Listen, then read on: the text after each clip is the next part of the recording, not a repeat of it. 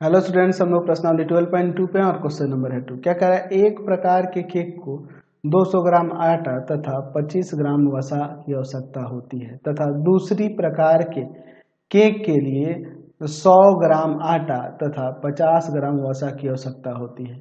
केकों की अधिकतम संख्या बताओ जो 5 किलो आटे तथा 1 किलो वसा से बन सकते हैं। यह मान लिया गया है कि केकों को बनाने के लिए अन्य पदार्थों की कमी नहीं रहेगी, यानी कि बाकी जो इसके लिए जरूरी पदार्थ है उसकी कोई कमी नहीं है, वो है। बस हमें इन दोनों के लिए हमें डाटा तैयार करके इसका हमें बताना है कि कितना अधिक से अधिक केक बन सकता है। तो पहले हम लोग एक डाटा तैयार कर लेते हैं, फिर हम लोग यहाँ पर लीनियर प्रोग्रामिंग का प्रयोग करके इस समस्या का समाधान करेंगे। चलिए, तो मैं यहाँ पर देख रहा हूँ कि मुझे ज़रूरत है केक बनाने के लिए आटा और वसा, ठीक है। और टोटल हमारे पास कितना क्वांटिटी है? 5 किलो आटा है और 1 किलो वसा है। तो हम लोग यह कितना केक बनाएंगे, यह कितना केक बनाएंगे, दो प्रकार के केक है ना, इनको कितना कितना क्वांटिटी में बनाएंगे ये पहले हमें पता होना चाहिए। तो इसके लिए हम लोग पहले मान लेते हैं कि माना पहले प्रकार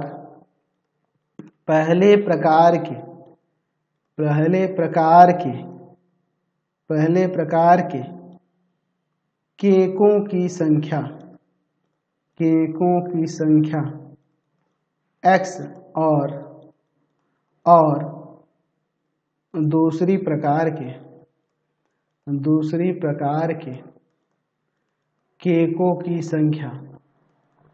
केकों की संख्या y है, ठीक है। चलिए, अब इसके बाद देखिए, हम लोग पहले यहाँ पर एक डाटा यहाँ पर तैयार कर लेते हैं, ठीक है।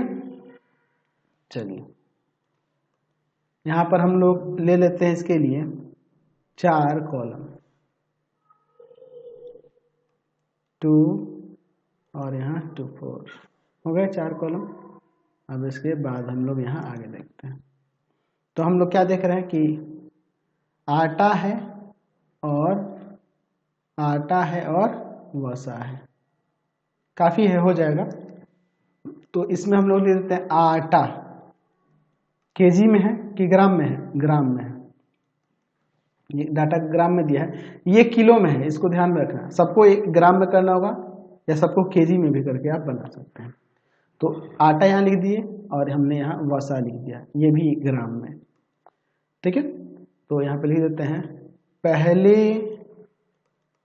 प्रकार का केक, ठीक है। इसमें लिख दे रहे हैं दूसरे प्रकार का केक, ठीक है। और इसमें हमें कितनी आवश्यकता है इनको बनाने में, आटा की और वसा की, इसके लिए हम लोग यहाँ पे लिख देते हैं उपलब्धता,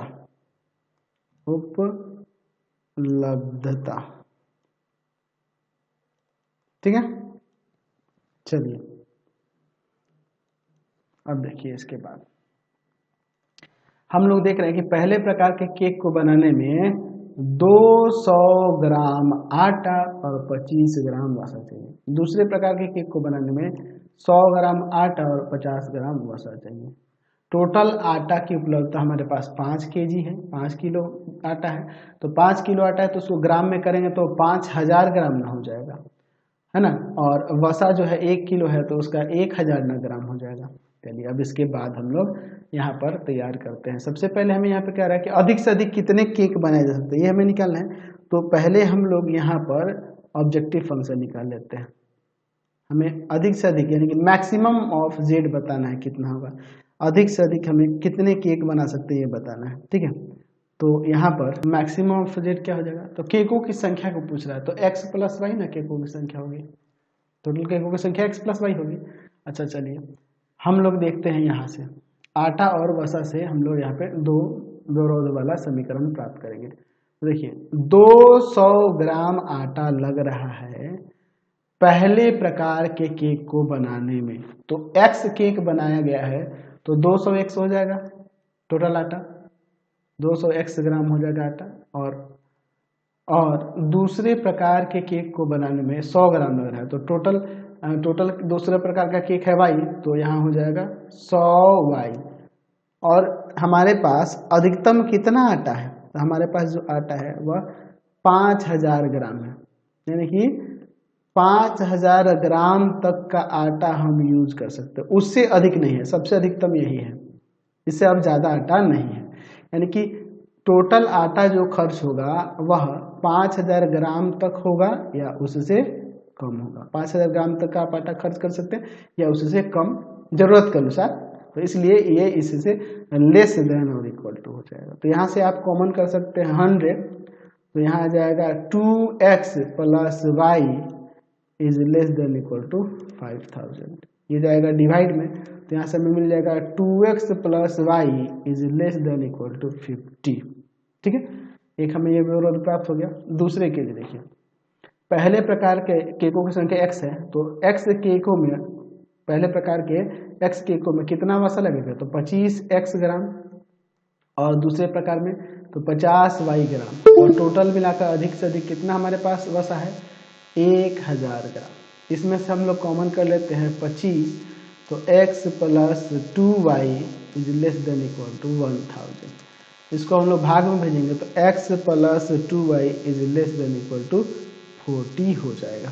तो अब ये दोनों तो हो गया। अच्छा, यहाँ ऋणोत्तर विरोध भी लिखेंगे, केकों की संख्या या तो पहले प्रकार का केक हम 0 बनाएंगे या 0 से अधिक, यानी कि नहीं बनाएंगे या उससे 1 से अधिक, 0 या 0 से अधिक होगा, और y का भी मान 0 से 0, यानी केकों की संख्या या तो 0 होगी या तो 0 से अधिक होगी, नहीं ना होगा जी। तो ये ऋणोत्तर विरोध भी आ गया, यानी कि जो रैखिक प्रोग्रामिंग से हम लोग आलेख यहाँ बनाने वाले हैं, तो उसमें हम लोग ध्यान रखेंगे कि प्रथम पाद में ही हम लोग बात करेंगे। तो इन सबको पहले हम लोग एक जगह लिख देते हैं। हमारे पास दिया है मैक्सिमम निकालना है, z equal to x plus y है, ठीक है। और यहाँ पर देखिए दोनों दिया है 2x plus y is less than equal to 50, x plus 2y is less than equal to 40, और x is greater than 0 equal to 0 and y is greater than 0 equal to 0। चलिए अब हम लोग इसके लिए आगे बात करते हैं। तो हम लोग लिखेंगे दिए गए रैखिक असमीकाओं को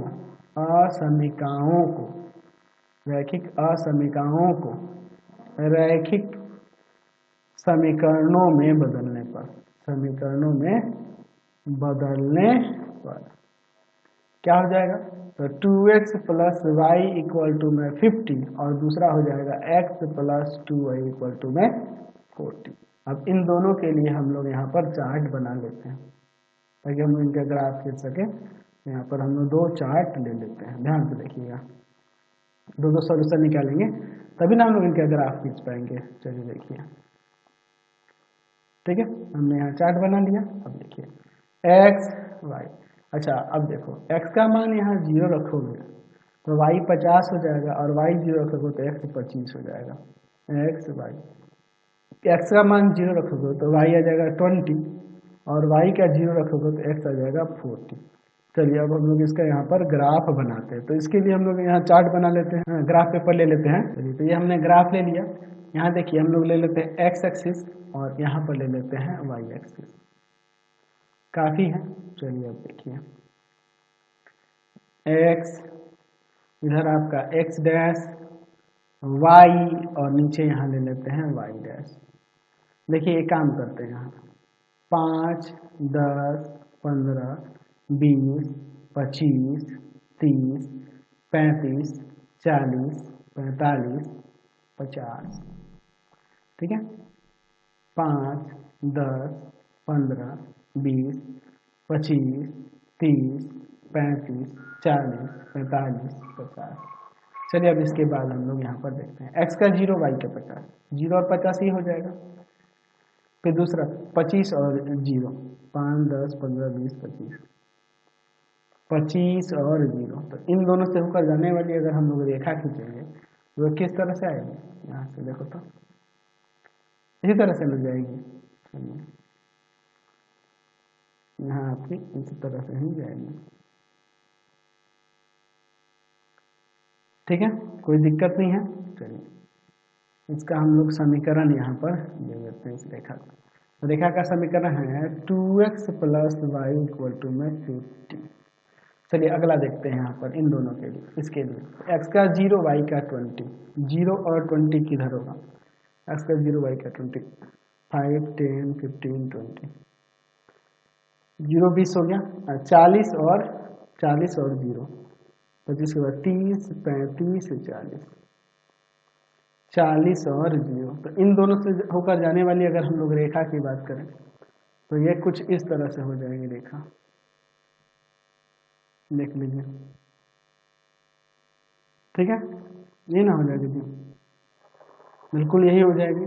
तो इसका भी समीकरण हम लोग यहाँ पर लिख सकते हैं, x plus 2y equal to में 40, यही ना है जी, x plus 2y equal to में 40। चलिए अब हम लोग इसका हल क्षेत्र पता करते हैं। तो हम लोग इन असमीकाओं को चेक करेंगे 0 0 पर। यहाँ लिख सकते हैं हम लोग कि 0 0 पर असमीकाएं, ठीक है। चलिए असमीकाओं को चेक करते हैं यहाँ पर। तो 2 इंटू में 0 plus 0 is less than equal to 50। तो क्या 0 लेस देन है 50 से? बिल्कुल यहाँ सत्य है, दूसरे वाले में रखेंगे। तो 0 प्लस 2 इंटू में 0 is less than equal to 40। तो क्या 0 लेस देन है 40 से? बिल्कुल है, 0 लेस देन है इक्वल टू 40, लेस देन है, बिल्कुल सत्य है। तो दोनों सत्य हो रहा है, तो दोनों सत्य हो रहा है, तो दोनों रेखाओं के इधर ऋणोत्तर व्यवरोध था, इसलिए प्रथम पाद में। तो प्रथम पाद में वाला क्षेत्र कौन सा हो जाएगा? सॉल्यूशन एरिया आपका ये हो जाएगा, ये ना हो जाएगा आपका सॉल्यूशन एरिया, ये वाला ही क्षेत्र इसका सॉल्यूशन एरिया हो जाएगा। समझ गए? कोई दिक्कत नहीं है, यही आपका सॉल्यूशन एरिया है। तो कोणीय बिंदु क्या होंगे? ये O 0 0, दूसरा ये A, यहाँ B, देखिए ये क्या हो जाएगा, प्रतिच्छेद बिंदु यहाँ B ले लेते हैं, इसका निर्देशांक हो जाएगा कितना, ये 25 20, और y का यहाँ हो जाएगा 10। अच्छा, और ये आपका C ले लेते हैं। तो यहाँ पर लिख सकते हैं कि हल क्षेत्र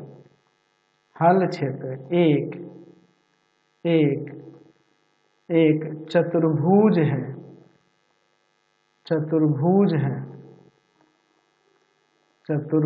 है जिसके कोणीय बिंदु O 0 0, A 25 0, B 20 10 तथा D 0 20 है, ठीक है।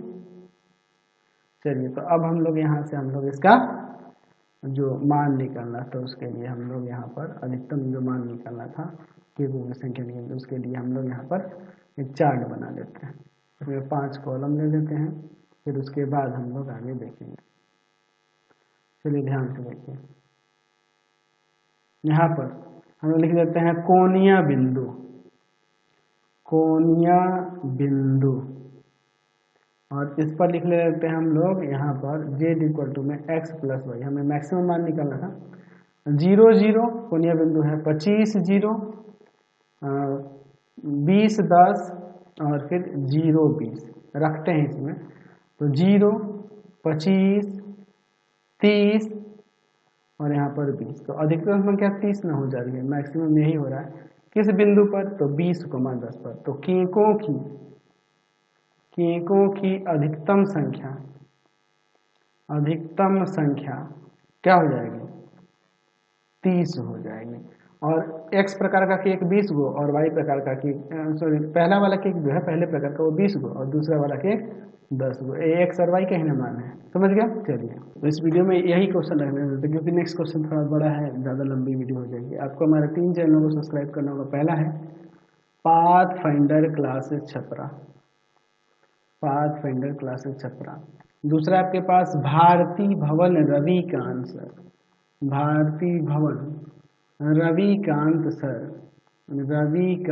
सर, और तीसरा चैनल है रविकांत सर के नाम से। तीनों को सब्सक्राइब कर लेंगे और इससे रिलेटेड वीडियो के लिए सीधे डिस्क्रिप्शन में जाएंगे।